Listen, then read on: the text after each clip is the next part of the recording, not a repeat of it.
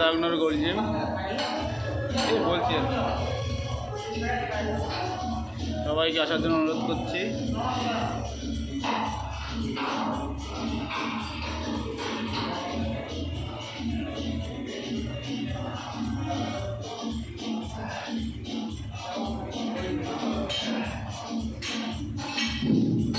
জিমটা উপরে না নিয়ে গেলে মজা হচ্ছে না, উপরে নিয়ে যাবো, ট্রেডমিল সব নেবো আরও।